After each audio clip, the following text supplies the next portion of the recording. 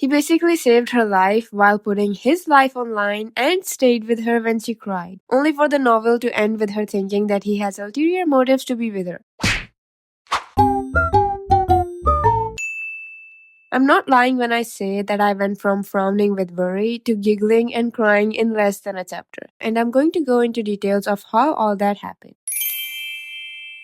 So Rishi, being the most loving character she is, went into a forbidden forest filled with poisonous trap to get Lady Melia, who is a young child that she served as a maid in her fourth life, only to get shot by an arrow while trying to keep her safe. She grabbed the girl by the shoulder and threw herself on top of her. The next instant, pain burned through her neck, her vision got distorted, and she dug her nails into the dirt. Since she hadn't been able to completely avoid it, red blood dripped from the scratch. She recognized the color of the drug coating the arrowhead. It was the lethal poison mixed with a sleeping drug. Until her body completely absorbed the sleeping drug, it would stave off the effect of the poison. She needed to think of a way out of the situation, but her thoughts were fragmented. Even in that stage, she was worried about young Melia, who was planning to get her some help. Unfortunately, she has no herbs for an antidote, and the one she had created would be on the carriage right about now. Her mind goes to the person who had made the arrangement to transport the antidote properly. But wait, who was that? No, worrying about that could come later. She assembled her thoughts again. Ah, the wound. I must at least remove whatever poison is still in my skin around the wound. She worked her brain. There was no water and she can't possibly strangle her neck or suck the poison out, leaving her with only one other option. She pressed her forehead to the ground, reaching down to her leg and somehow managing to remove the dagger that she always carried. Thinking that she should wash her wound with her own blood, she carefully attempted to cut her skin, but her fading consciousness was making it hard to aim away at any major arteries. Her hand suddenly relaxed and the dagger slipped from her grip.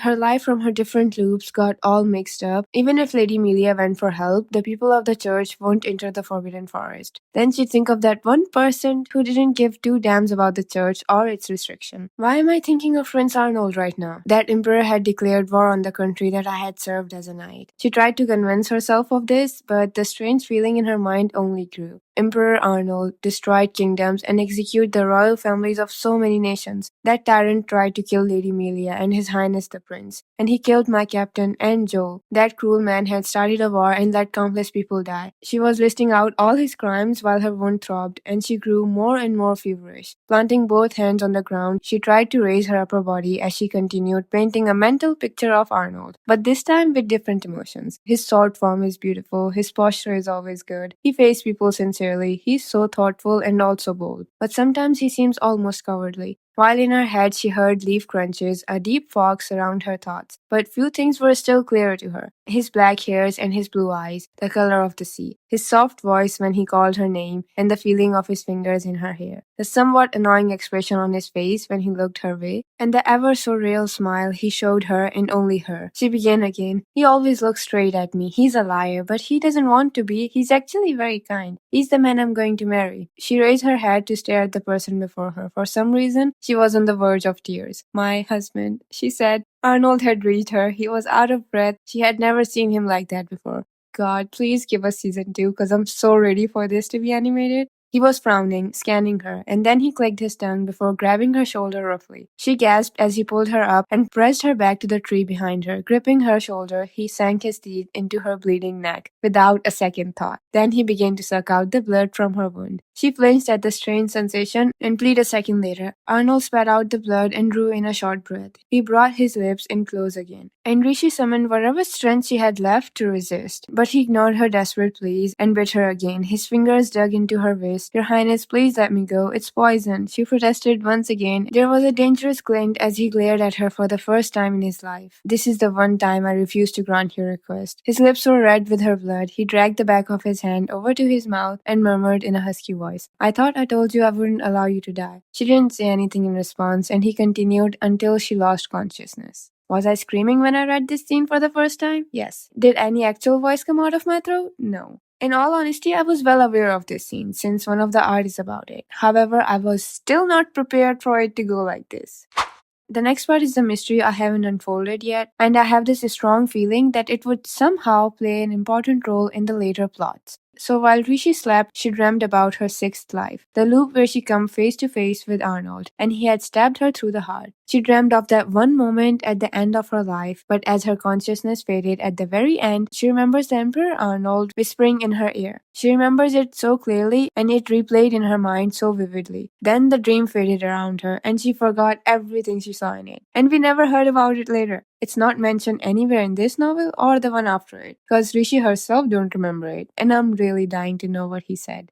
Her dream come to an end and she felt someone stroking her cheek. The sensation traded places with her memory, pulling her out of the dark. The touch was so careful, as if checking for a fever without disturbing her, and she didn't know whose hand it was. As the hand pulled away, her eyes opened. She groggily peered at the man in the dark room, filled with quiet of the night. Prince Arnold? Yep, it was him. Arnold was sitting beside her bed and she had called his name, but he hadn't responded. If this was her room in Grand Basilica, so what was Arnold doing here? Her mind questioned. It was then she finally recalled what had happened to her. Your Highness, how are you feeling? She rasped, and Arnold frowned. The first thing you do after waking up is worry about me? He asked. Well, She tried to explain herself, but she was feverish. Her body felt like it was burning up. Arnold sighed and slid his arm under Rishi's back, getting her to sit up. With one hand still behind her, his free hand reached toward her bedside table. Rishi recognized the small open bottle sitting there. Arnold picked up the bottle and pressed its rim to her lips. He was giving her the antidote for the poison. However, Rishi squeezed her lips shut and covered her mouth. She might not understand him properly, and he might be the reason she died 6 times, but she couldn't drink the only extra antidote they had, knowing that he might have gotten poisoned too. Arnold frowns, turns into a scowl. I told you to drink it. I can. Please drink it yourself, Your Highness. She looked up into his blue eyes and pleaded. Your health is more important than mine. Suddenly, his eyes turned cold. Arnold brought the bottle to his lips and silently drowned it. Rishi sighed with honest relief. Good. If he drinks it, he'll be alright. Still dizzy, she noticed that Arnold's throat hadn't moved at all. As her sluggish mind worked to comprehend why, Arnold grasped her jaw and turned her face toward him. Then his lips come down on hers. Her lips were forced open and the antidote was transferred into her mouth. Once she realized what he was doing, she tried to resist, but her arms were like lead. Arnold wasn't going to let her go. He pulled her close and tilted her head back to make her swallow. At that point, her reflexes joined the fight against her will and she swallowed, feeling pitiful for even attempting to resist. Arnold only let her go after he made sure that she had drunk it. Why? She asked him hopelessly, but he simply wiped his mouth with the back of his hand, ignoring her question, looking at her with a little irritation. He says, in case you can't tell, I'm rather angry at the moment. She whines in return. The prince pressed his forehead against Rishi's and looked at her from up close. I'm not going to apologize for being a little rough with you. This time, I don't mind if you slap me. She kept her mouth shut and reached out a hand to Arnold, but it wasn't to hit him. Suppressing the urge to cry, she touched his lips as she raised them. Arnold's anger gave way to dubiousness. What is it? He asked her. What about your antidote, Your Highness? Even though she was genuinely distressed, Arnold looked taken back, but his surprise melted into a frown again, and he told her, I spat your blood out right away, and I haven't experienced any effect, so I don't need one. It's a deadly poison. You might be safe while the sleeping drug is taking effect, but once your body absorbs it, there's a chance that you'll die, she argues. The fact that you unmistakably received a dose of a poison is more important to me. His finger touched Rishi's band-aid neck. I believe I told you not to do anything dangerous. His voice was quiet but full of emotions. I'm sorry. Rishi actually felt bad for endangering Arnold. Just the thought of something happening to Arnold filled her heart with fear. After giving her a meaningful look, Arnold laid her back down. Are you in pain? He asked. She denies, flexing her left hand, and Arnold placed his on top of hers. You're alive, Arnold stated the obvious, but his voice was seeking confirmation. It felt like he wouldn't believe her if she simply said it, so Rishi held his hand as she said yes, and he sighed. Prompted by the look on his face, Rishi asked without thinking, have you ever watched someone you love die before? He broke eye contact, and Rishi knew she asked a foolish question. I mean, the man had experienced war. He'd been directly involved in that countless times. His reply, however, caught her and me off guard. The first time was when my father had murdered my sister. Rishi couldn't process Arnold's quiet word. Arnold studied the speechless Rishi and explained, a girl born to one of the emperor's wife. Mere days after the child came into the world, her mother did what she could to protect her, but he snatched her out of his wife's arm and ran his sword through her. Rishi cursed her trembling voice as she asked why he would do such a thing. That man only allowed children who clearly inherited his blood to live. He killed them in front of his wives to punish them for birthing ones who didn't.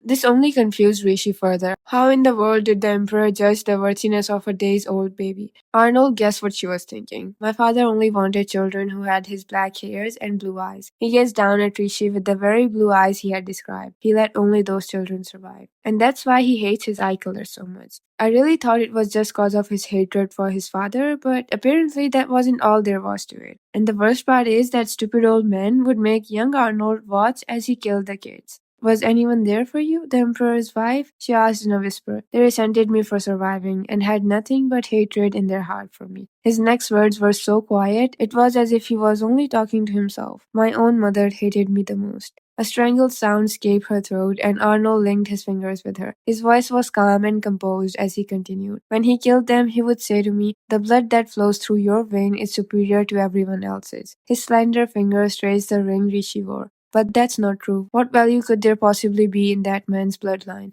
She was about to say something, but he continued. I want you to understand this too. Even if I'm a royalty, no matter whose blood I inherit, that doesn't make me any more important than anyone else, he said sincerely. Never say that my life is more important than yours again. Rishi's heart beat loudly. She wanted to say I can't do that, but the words wouldn't come out. She met his eyes and slowly, carefully blinked.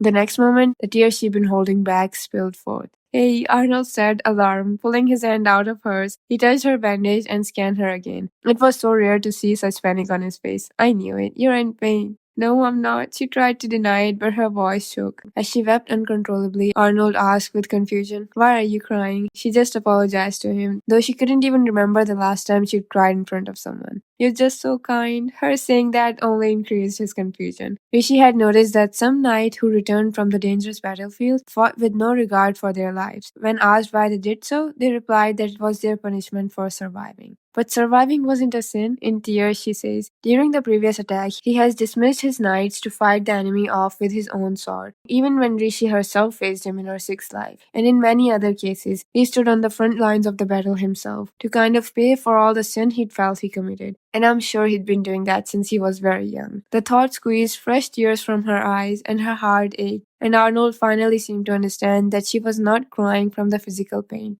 Don't rub your eyes so much, he says and grabs her arm. She saw his blurry features and could just barely make out the expression on his face. Come now, one of his hands whipped away her tear. Still frowning, he asked, What will it take for you to stop crying? And hearing him say that, even more tears rolled down her cheek. He calls out her name. He was only concerned for her and thought nothing of his own suffering. She had a fever, she was feeling powerless, and her mind and heart were fluctuating. Maybe that's why she asked to stroke his hairs. Understanding what she meant, Arnold said, Listen to yourself. She was aware that it was an absurd thing to ask for a 19-year-old man. Nevertheless, she wanted to stroke his hair, to comfort him more than anything. She knew she wouldn't be able to reach the child Arnold, so she wanted to do it for the Arnold of the present. She pressed, Please, Your Highness. Arnold sighed deeply and climbed into the bed, holding Rishi's face. He leaned over her. This way he was close enough to touch. In a throaty voice, he gave her permission with a, Do what you want. So she stroked his hairs. Although she thought she wasn't doing a great job, still she gently stroked them and realized that they ended in slight curls and were way softer to touch than she had expected. Even this overwhelmed Rishi, bringing more tears. Hey, Arnold called and made a face like she had tricked him. Damn it, he says and touched his forehead to hers, closing his eyes. Please don't cry anymore, he begged her, his voice laced with pain. I can't handle seeing you cry. He was beside himself because she wouldn't stop crying, but she couldn't keep from bawling like a child. It was hard for her to see him suffering too.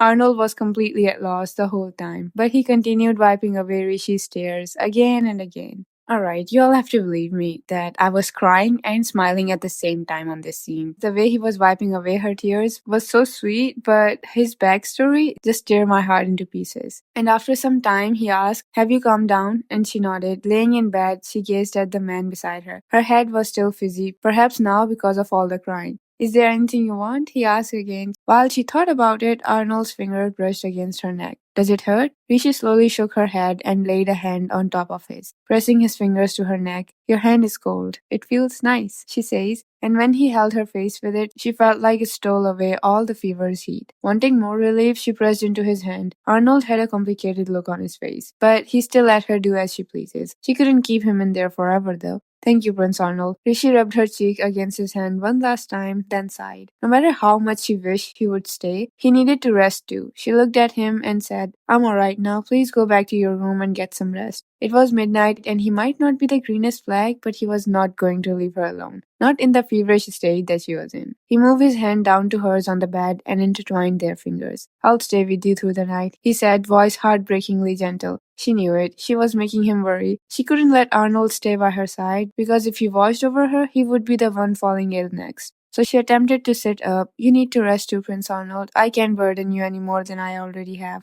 I'm not leaving. Go to sleep. He had made up his mind. Gently pushing her against her shoulder, he asked her to rest, and she sank back into the bed. Please, Prince Arnold, she begged. I won't be granting any request that will have a negative effect on your health, he declared, and after looking at her teary eyes, added, I'm not budging on this, even if it makes you cry. With no other choice, she reached out and held Arnold's sleeve, asking him to get in bed and sleep too. And I think it's safe to say that he was speechless.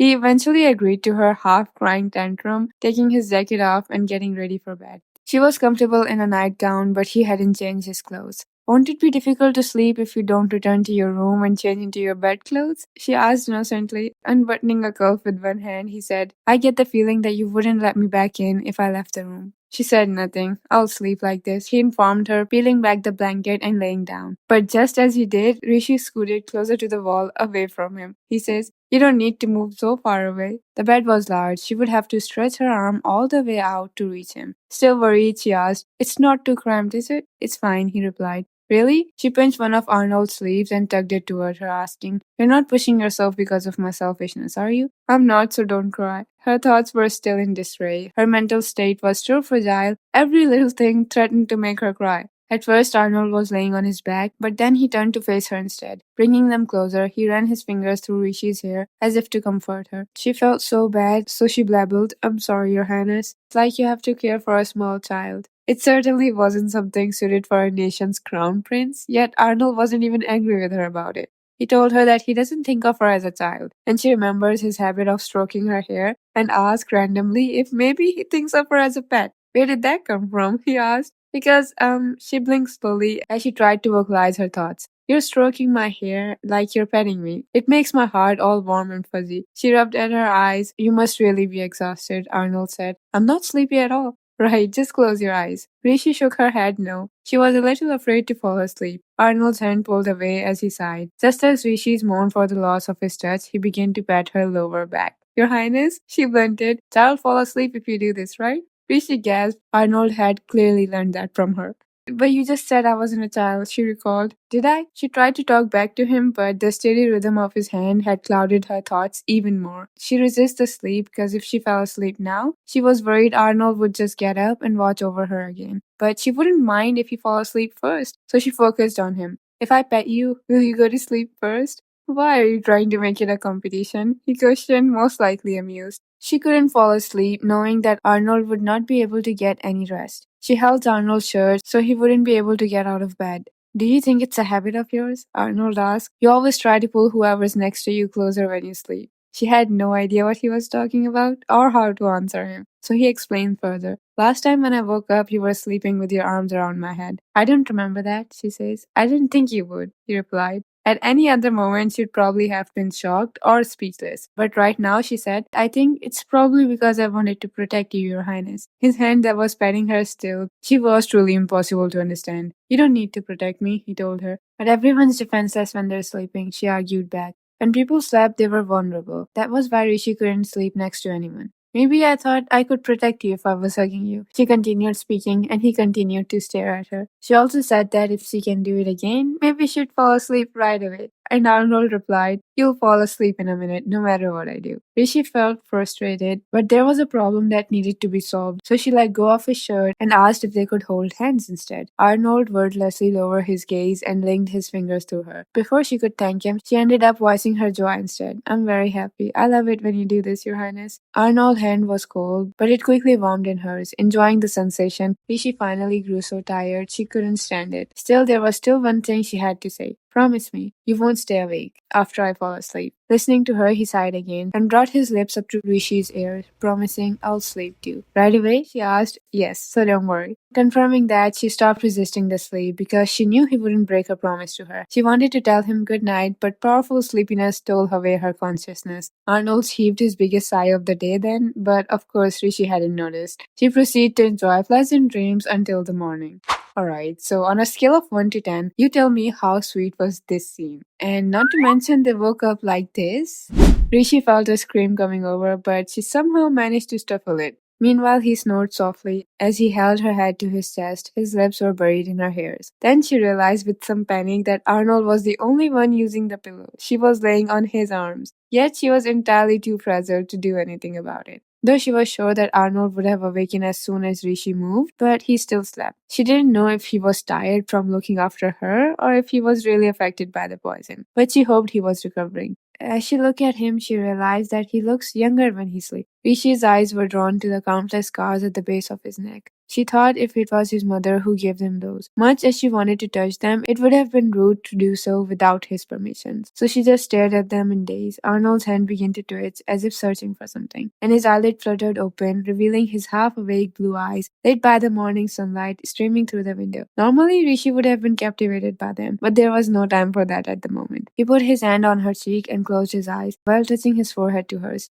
He must have been checking for a fever. Rishi knew that, but she couldn't help her nervousness. Your Highness, How are you feeling? He asked. She told him she was completely fine and thanked him for taking care of her. Still feeling a little awkward, she tried to sit up, but Arnold grabbed her arm, saying, Just keep resting. She sank into the sea of bed, drawn back into Arnold's arm. She felt she couldn't stay there, but she didn't think she was in a position to argue. Having no other choice, Rishi relaxed and asked, How are you feeling, Your Highness? Fine, Arnold said, touching Rishi's neck. He was undoing her bandages. Rishi lay still and let him work. She thanked him again and asked about Lady Melia, and he raised her concern about everything as he unwrapped her bandage and explained everything she'd been wanting to ask him. But she wished they weren't facing each other in bed while he did it. She flinched when Arnold's finger touches her skin directly. Stay still, he commanded. But that tickles, she giggles, asking him to wait, but he pays it no mind. I told you to stay still, Arnold scolded her. She did her best to endure the discomfort until she was finally free from her wrapping. Then it occurred to her that she could have just taken them off herself. However, Arnold was now examining her wound with seriousness, so she couldn't bring herself to point that out. Looks like your wound is healing. Looks like your eyes aren't swollen either.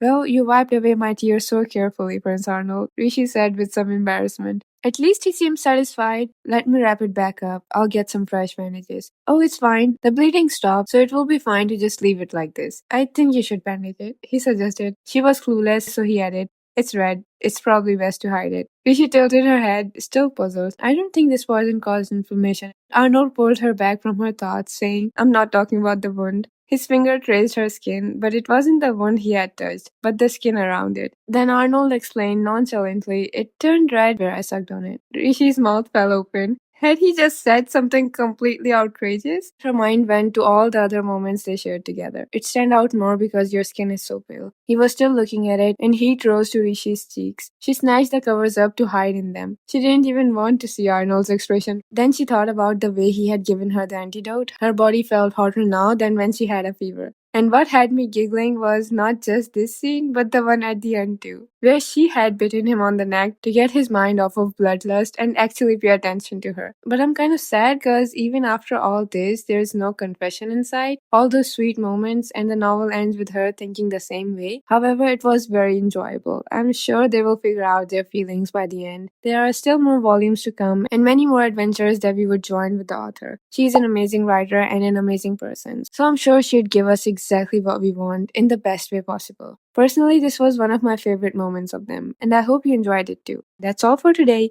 Thank you for listening to me. Take care of yourself and goodbye. No, you'll never be the same. I don't really wanna hurt you, but I can't control the pain. If you're sticking by my side, maybe we could be okay. Okay, maybe you could be the change.